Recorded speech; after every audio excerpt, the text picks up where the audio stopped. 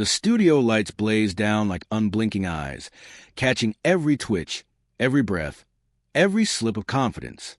Millions of viewers across the nation sit glued to their screens, watching a debate that had promised fireworks, but delivered something far more seismic.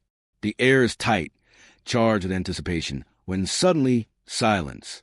Not the polite pause of conversation, but the kind of silence that hangs heavy, commanding attention, leaving even the cameras unsure where to focus. It happens right after Jasmine Crockett leans forward, voice steady, eyes unwavering, and delivers a single line that cuts through the noise like a blade. The words linger in the air, sharp enough to draw breath from the audience, potent enough to still the chatter of pundits and the smug rhythm of her opponent's rehearsed bravado. JD Vance, confident a moment ago, now sits back, blinking, caught in the glare of his own unraveling. The moderators hesitate. The crowd stirs. On social media, fingers freeze over keyboards, waiting to decide if what they just heard was real, if this was a moment that would set the political world ablaze. Because in politics, words can vanish in seconds, lost in the chaos of sound bites and slogans. But this was different. This was a moment that carved itself into memory before anyone could even react. And then comes a question that pulses through the nation. How could one sentence, just one sentence, flip the entire debate on its head? What was it about Crockett's composure, her precision, her timing, that transformed a confrontation into a cultural lightning strike? The silence is broken only by the collective gasp of realization. Something has shifted. A woman once underestimated by her critics has just seized a narrative in front of millions. Vance, the polished politician with his arsenal of talking points, suddenly looks less like a leader and more like a man exposed under a harsh spotlight. The cameras zoom in, replaying the expression that spread across the studio. The shock, the awe, the disbelief. But this wasn't just a moment for the room. It was for the country. A new story had begun, and its ripples were only just starting to form. Because what came next didn't just change the debate. It changed everything. To understand the weight of that silence, you have to step back into the larger stage where this debate unfolded. This wasn't just another prime-time clash between political figures. It was a crucible, a test of competing visions for America's future. The country was already fractured, raw from years of polarization, weary of speeches that felt hollow, and desperate for voices that could cut through fog. Every election season carries its share of drama, but this one pulsed with something more, an intensity that told people the stakes weren't just about policies, but about the very soul of a nation. The cameras didn't just capture faces. They captured fault lines. On one side sat JD Vance, polished and posturing, armed with the confidence of someone who believed he had mastered the art of performance politics. He represented what many saw as the old guard cloaked in fresh language, appeals to tradition, warnings of change, and a tone of arrogance dressed up as authority. To his supporters, he was a champion of their frustrations. To his critics, he was the perfect embodiment of hypocrisy, a man who spoke of everyday people while clinging to the privileges of the elite. On the other side was Jasmine Crockett, a rising force who carried with her the grit of lived experience and the sharpness of someone who had fought for every inch of ground she stood on. Where Vance projected confidence through swagger, Crockett radiated it through authenticity. She didn't need to posture. She needed only to speak, and her words carried the weight of communities too often dismissed, too often silenced. To watch her step onto that stage was to watch the voice of the future confront the arrogance of the past. The contrast was striking, almost cinematic. Here was a man who had been lauded as the voice of a region, facing a woman who represented the voices of resilience, diversity, and change. The studio became more than just a debate hall. It became a symbolic battlefield, a microcosm of the nation's deeper struggle over identity, truth, and democracy itself. And the audience, millions strong, wasn't merely watching for entertainment. They were searching for a moment of clarity, a sign that integrity could still stand tall in a storm of spin. Every word, every gesture carried meaning. The questions asked by the moderators were important, yes, but what truly mattered was how each candidate revealed their core. Would Vance's rhetoric hold when pressed? Would Crockett's authenticity shine under fire? The tension wasn't simply about policy differences. It was about who had the right to define America's future. Was it a future dictated by fear and condescension, or was it one carved by courage, dignity, and the insistence that every voice counts? This wasn't an ordinary clash. It was a reckoning. And yet, as the debate moved forward, viewers could sense that something more was brewing beneath the surface. The exchanges grew sharper, the undertones heavier, the stakes clearer with each passing moment. It wasn't just a debate anymore, it was a powder keg. But no one, not the moderators, not the audience in the studio, not even the millions at home, could have predicted the confrontation that was about to erupt. A confrontation so fierce, so undeniable, that would etch itself into political history as the moment when silence spoke louder than all the noise. Before the cameras ever turned on, before the clash that would leave millions stunned, JD Vance already carried with him a story carefully crafted for the public eye. Once hailed as a voice of forgotten America, he had risen from humble beginnings to national prominence through the pages of his best-selling memoir. His book told a tale of hardship, of escape, of a boy who clawed his way out of poverty to achieve the American dream. For many, it resonated deeply. Here was a man who claimed to embody grit and resilience, someone who could translate personal struggle into political vision. At least, that was the story as it was sold. But stories can shift. As Vance transitioned from author to politician, the rough edges of authenticity gave way to the smooth polish of performance. The same man who once spoke of bridging divides now wielded language that carved them deeper. His campaign speeches became less about empathy and more about enemies, pointing fingers at immigrants, activists, journalists, anyone who could be painted as an other. His sound bites were sharp, rehearsed, designed not to uplift but to provoke. He knew how to dominate airtime, how to feed the media machine, and how to turn outrage into momentum.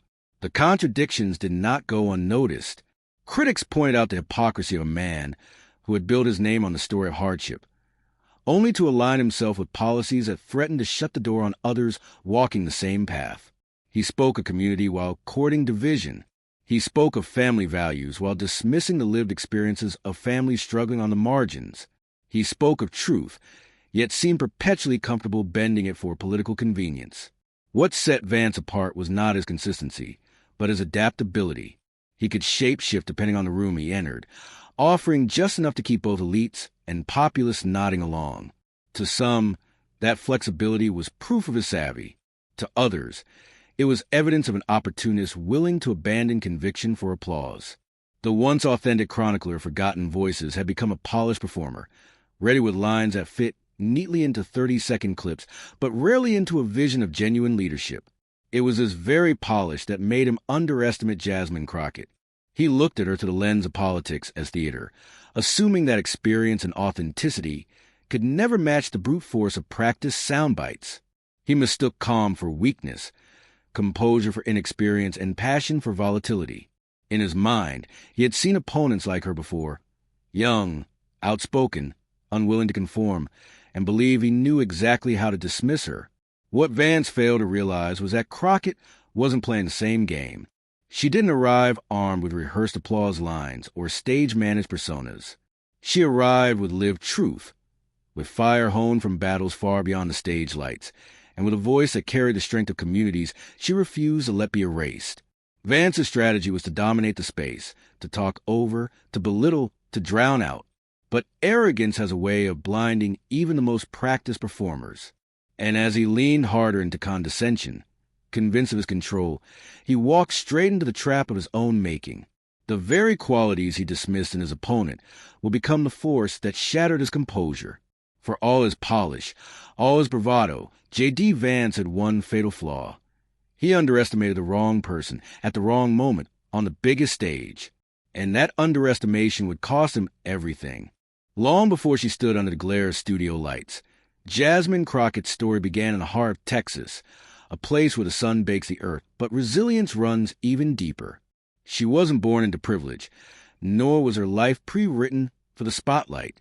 Her beginnings were modest, defined not by the wealth of her family, but by the strength of their values.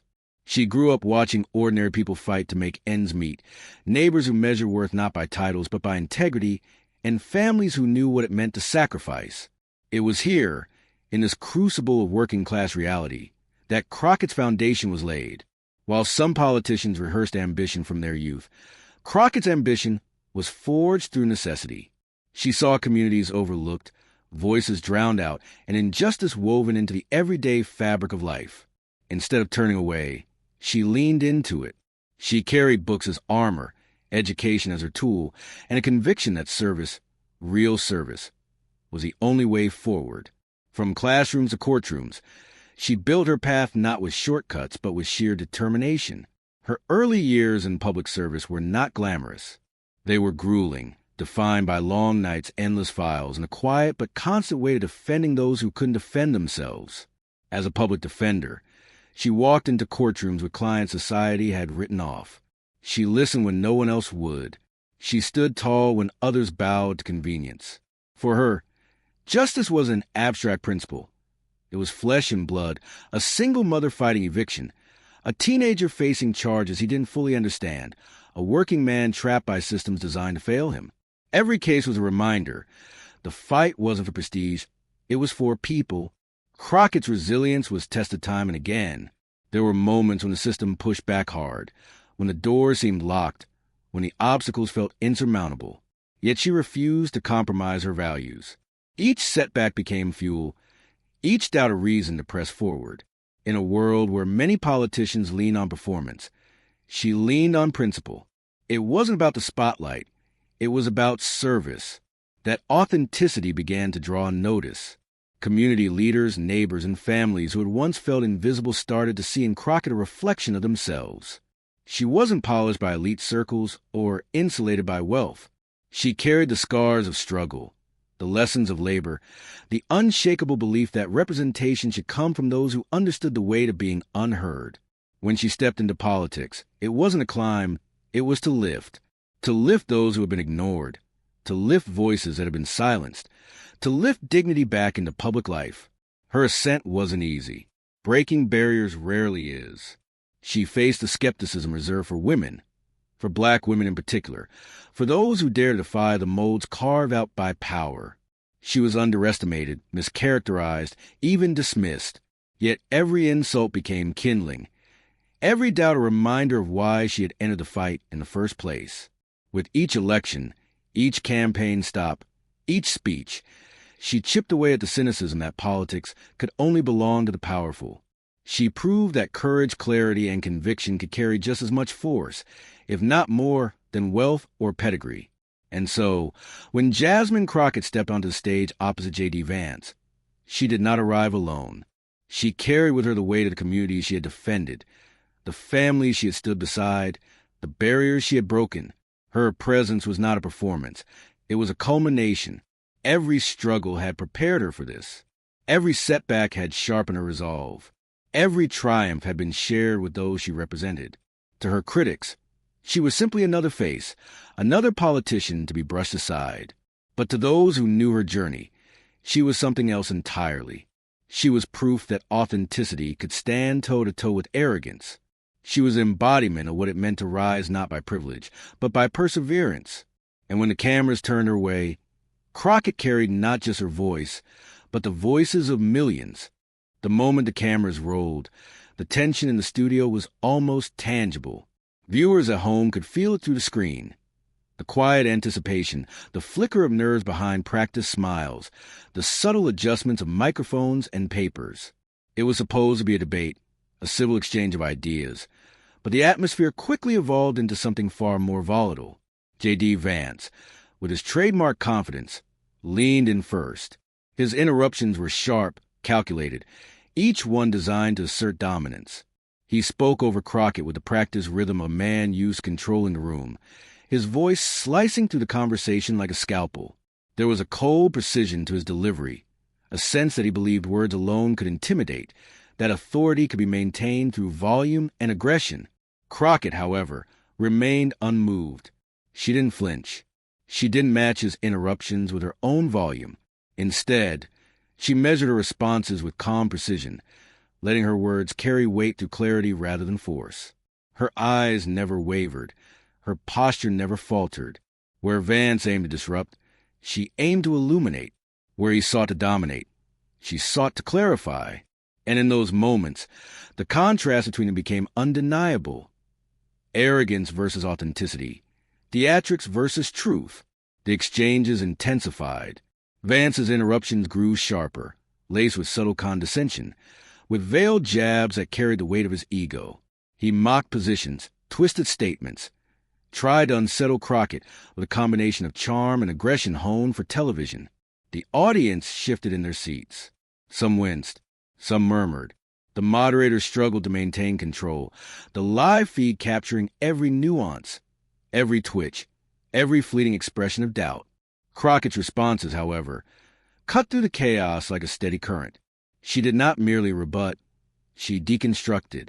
She exposed contradictions, highlighted misrepresentations, and anchored her points in the lived realities of the people she represented. Each counter was deliberate, each pause intentional, each phrase designed not to dominate, but to reveal. The audience at home leaned forward. The studio watchers held their breath. There was an almost cinematic tension, the kind that makes viewers forget they're watching politics at all, and instead feel as though they are witnessing a reckoning. Vance began to show cracks. The polish that had once masked arrogance now revealed uncertainty. His interruptions became sharper but less effective, his gestures more forced, his smile strained. It was a subtle unraveling, almost imperceptible, yet profoundly visible to those paying attention. The man who had once assumed control of every room suddenly found his authority questioned not through attacks or theatrics, but through the quiet power of Crockett's resolve. The audience sensed it, even if they couldn't fully articulate it. There was a shift in energy, a realignment of power within the room. The tension was no longer one-sided. It had become a duel, with Crockett not just defending her positions, but commanding the space in a way that left Vance visibly rattled. Every carefully prepared soundbite now threatened to fall flat against the force of her authenticity. And then, just as the room teetered on the edge of chaos, the moment arrived, the line, perfectly timed, flawlessly delivered, that would transform tension into a spectacle of undeniable clarity. The cameras caught every blink, every intake of breath, every pause before the words landed like a hammer striking steel. But then came the line that would silence an entire studio. The studio held its breath. Every eye was fixed, every ear straining, as Jasmine Crockett leaned forward. The energy in the room shifted subtly but unmistakably, a current that pulsed from the lights overhead down to the polished floor beneath their feet. Vance, still recovering from the mounting pressure of repeated interruptions and failed attempts to rattle her, assumed the moment would pass as it always did. Another attempt to regain control, another applause line to assert dominance. He could not have been more wrong. Crockett began deliberately, not with volume, not with theatrics, but with precision. Her words were chosen like surgical instruments, careful, sharp, unyielding. She allowed a pause before the first phrase, letting the weight of the previous exchanges settle in the air. The silence amplified her presence. The audience, both in the studio and at home, felt a physical tightening in their chests, the collective sensation of knowing that something extraordinary was about to happen. And then she spoke, not loudly, but with clarity that cut through the tension like a scalpel through fog.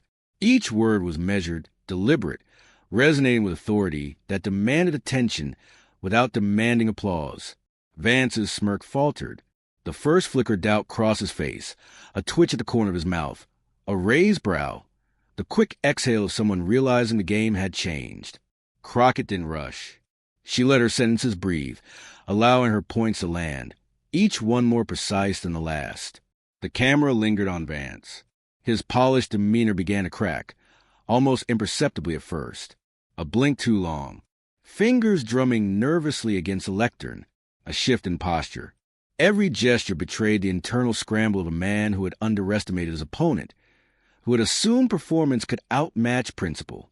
The hero's calm, measured poise became a spotlight that illuminated the unraveling of arrogance before millions. Meanwhile, the audience reacted in real time, subtle at first, then increasingly visible. Eyes widened, jaws dropped, whispers rippled through the studio.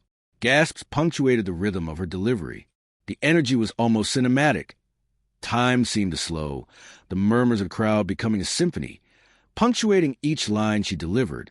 The words didn't just land, They reverberated. Each syllable became a strike against overconfidence. Each phrase a reminder that authenticity carries power that performance cannot mimic.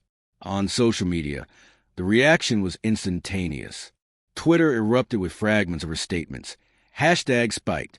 And within minutes, millions of posts bore witness to the moment.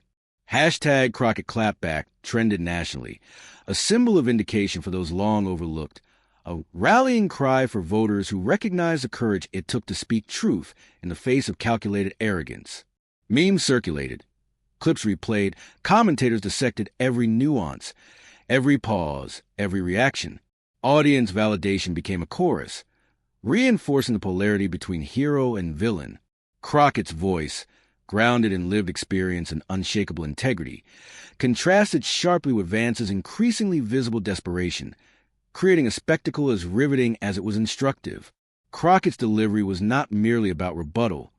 It was about reclaiming the narrative. Each sentence dismantled Vance's arguments with precision, exposing inconsistencies and turning his own talking points into evidence of overreach. The audience could feel the shift, an almost physical rebalancing of authority within the studio. Where Vance had assumed control, Crockett now commanded the space with a presence that demanded respect. The room, once tense and anticipatory, became captivated, leaning into the cadence of her words, hanging on every carefully timed pause. And then came the final line, the crescendo. It landed with perfect timing, a statement so incisive that even the moderators fell silent for an instant, unsure whether to intervene or simply let the moment unfold. Vance's face, once a mask of controlled confidence, reflected the unraveling of a man who had misjudged the gravity of the opposition he faced. The audience responded instinctively, gasps, murmurs, and the unmistakable hum of disbelief. Even those who had opposed her could not deny the force of her composure, the clarity of her reasoning, the moral weight that seemed to anchor the room itself. Crockett had not merely won an exchange. She had claimed the stage. Her poise, unwavering and authentic, contrasted sharply with the unraveling of Vance's theatrics, highlighting the timeless lesson that substance ultimately eclipses performance. She had turned his interruptions, his condescension, and his arrogance into fuel for a moment that would reverberate far beyond the confines of the studio. Every pause, every inflection, every deliberate glance toward the audience reinforced the power dynamic, leaving no doubt about who had truly commanded the debate. As the final syllable fell, the cameras lingered on the reactions of the live audience. Astonishment, admiration, relief, pride. At home, viewers shared clips, replayed the moment, and discussed it in real time across platforms. The viral machine had ignited. This was no longer a debate. It had become a shared cultural experience, a defining instance of principle prevailing over arrogance. The polarity was clear. The hero had emerged not by shouting, but by standing steadfast, by refusing to be shaken, by allowing truth to resonate louder than spectacle. But the shockwaves didn't stop in that studio. They rippled across the nation. The moment Jasmine Crockett's words landed, the studio erupted, not with applause, but with stunned, reverent silence that quickly gave way to the roar of social media. TikTok clips surfaced within minutes, edited in slow motion to highlight her poise, her calm gaze, the precise timing that had dismantled JD Vance's interruptions. Twitter exploded with hashtags, hashtag Crockett Clapback, hashtag Voice of the People, hashtag Truth Prevails. Memes circulated instantly, some humorous, some reverent, all amplifying the undeniable moment when dignity had triumphed over arrogance. Overnight, her line became not just a debate moment, but a cultural phenomenon. News outlets scrambled to cover the story. Morning shows replayed the clip in endless loops, dissecting every phrase, every pause, every glance that signaled a shift in authority. Political commentators lined up to debate the meaning, the implications, the fallout. On one side, admiration poured in. Analysts praising her composure, journalists highlighting her meticulous preparation, pundits acknowledging her ability to elevate discourse while disarming confrontation. On the other side, spin emerged. Critics attempted to frame her victory as luck, timing, or a momentary fluke. The split only reinforced the intensity of the cultural conversation as audiences rushed to choose sides. For many viewers, Crockett became more than a politician. She became the people's champion. She was the embodiment of authenticity, the living proof that experience and integrity could outshine theatrics and privilege. Communities that had long felt invisible, marginalized, or ignored suddenly saw themselves reflected in her calm, unyielding authority. The moment wasn't just hers. It belonged to them. Her composure, her ability to remain grounded while dismantling a powerful opponent, inspired pride and validation. Parents shared clips with their children. Students posted about her as a role model. Activists hailed her as proof that voices of principle could be amplified, even against entrenched systems. The ripple effect spread quickly. Public figures and celebrities weighed in, some praising her clarity and courage, others analyzing the political implications with careful fascination. Influencers dissected her delivery, turning her lines into teaching moments about poise under pressure, the power of rhetoric grounded in truth, and the art of standing firm in the face of intimidation. Unexpected voices joined the chorus. Authors, educators, even community leaders far removed from mainstream politics acknowledged her mastery of the moment. Every post, tweet, and article reinforced a narrative. Here was someone who could challenge the status quo without abandoning her principles. The cultural conversation extended beyond the debate stage. Hashtags trended, not merely for entertainment, but as symbols of a wider truth. Authenticity resonates. Arrogance, no matter how polished, eventually falters when faced with integrity. Crockett's line became shorthand for a principle, a mantra for those seeking validation in a world dominated by performance politics. The debate clip was shared, replayed, analyzed, and internalized across the nation. It was no longer a moment. It was a movement.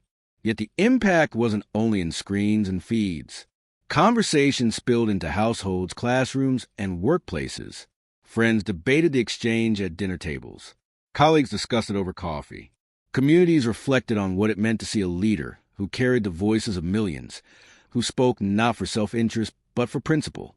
Crockett's composure inspired not just admiration, but action, encouraging viewers to recognize their own power to speak truth, to uphold dignity, and to confront arrogance in their own lives.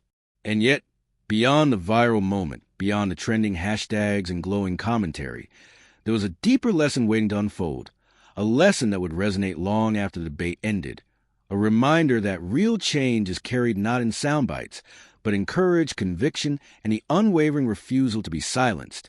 As soon as Jasmine Crockett's words landed, the digital world ignited. Clips of her calm, commanding delivery spread like wildfire. TikTok users slowed down the footage, highlighting the subtle lift of her chin, the deliberate cadence of her voice, the way she held the room in awe without raising it in anger. Instagram Reels compiled her precise pauses and cutting lines into shareable moments. On Twitter, hashtags erupted overnight. Hashtag Crockett Clapback, hashtag Voice of the People, hashtag Truth Over Arrogance, transforming what began as a live debate into a viral spectacle that dominated feeds across the nation. Memes proliferated, some humorous, some reverent, but all underscoring the sheer impact of her presence. Traditional news outlets scrambled to keep up. Morning shows replayed her lines in slow motion, political analysts dissected her phrasing, and opinion columns weighed in on the symbolism of the exchange. Commentators split sharply. Some hailed her as a model of poise and authenticity, while others attempted to frame her moment as a lucky fluke, a product of timing rather than skill. The debate clip became a cultural touchstone, a reference point in conversations about leadership integrity, and a kind of courage often missing from political stages. For many, Crockett had transcended the role of a politician. She emerged as the people's champion, a figure whose authenticity resonated with the overlooked and the unheard. Working-class families, immigrant communities, and young voters saw in her not just a debate victory, but validation. Here was someone who spoke for them, someone who understood their struggles and represented their values. The applause, the awe, the online commentary wasn't just for her. It was for the millions she carried with her, the collective voice that had been silenced too long finally finding resonance. The ripple effect spread swiftly. Celebrities, public figures, and influencers joined the conversation, praising her composure and dissecting her rhetoric with admiration. Educators shared her lines with students as examples of poise under pressure. Community leaders highlighted her as a symbol of principled action, a person whose authority came not from wealth or status, but from experience, empathy, and courage. Even unexpected voices, journalists, grassroots activists, and former critics, recognized the mastery of her moment. Across platforms, the narrative was clear. Crockett had turned a tense debate into a lesson in dignity and power. The social impact went beyond the screens. Discussions flourished in living rooms, classrooms, and offices. Friends debated the exchange. Parents shared it with their children, and communities analyzed it as an example of how truth and authenticity could overpower arrogance and theatrics.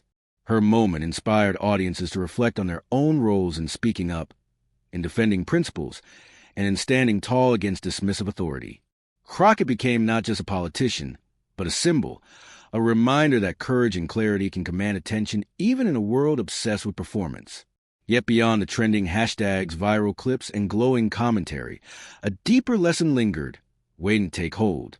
It was a reminder that real change and lasting influence are carried not in the fleeting heat of a viral moment, but in the steadfastness of conviction, the courage to speak truth, and the ability to give voice to those too often silenced. The moment the cameras finally pulled away, the applause subsided, and the feed stopped looping, the significance of what had happened began to crystallize. Jasmine Crockett's Clapback was no longer just a moment of political theater. It had become a symbol, a lesson in how dignity can overpower arrogance. Across the nation, people saw that standing firm, speaking truth with clarity and calm, could command more power than volume or bluster. Her words reminded everyone watching that integrity is not performative, that authenticity cannot be overshadowed by theatrics, and that courage carries a resonance far beyond immediate room. In that instant, the debate stage transformed into a metaphor for democracy itself. It was a microcosm of the larger struggle between voices that seek to dominate through intimidation and those that seek to uplift through honesty.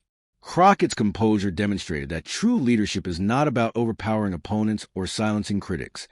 It is about holding ground, speaking boldly, and refusing to compromise principles in the face of pressure. Every syllable she uttered became a reminder that democracy thrives when courageous speak for those without a platform, when integrity matters more than spectacle, and when truth finds its voice even amid chaos. Audiences felt it in their bones.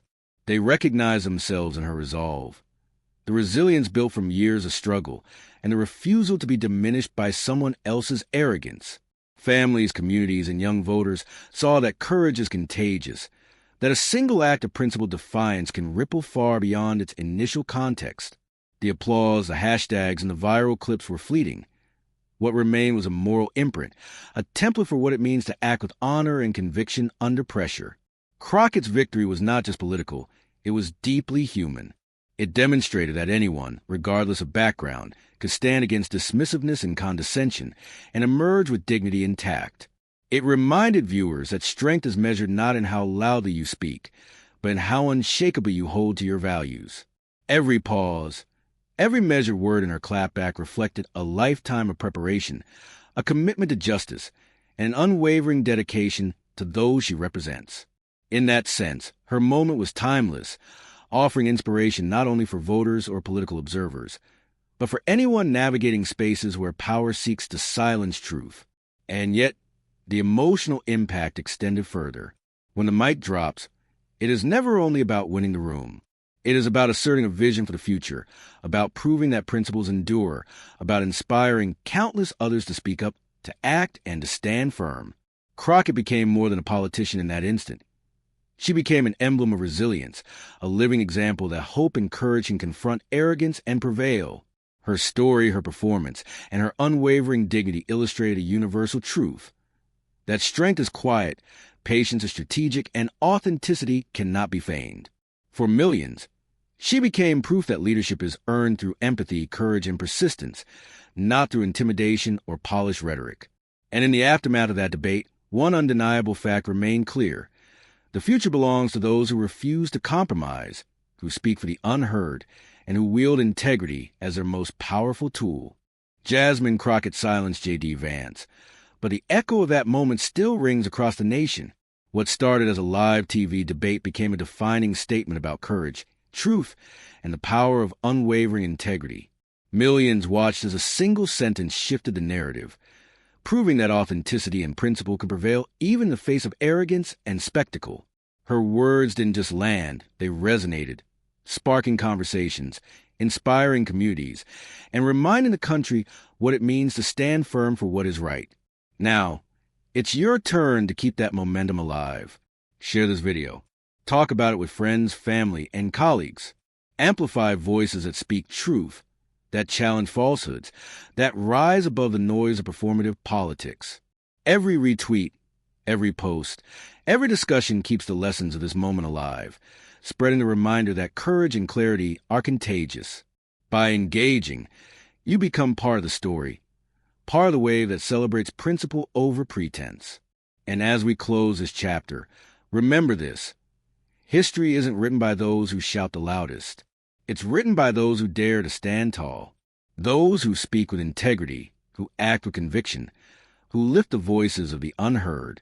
Jasmine Crockett's moment was more than a debate victory.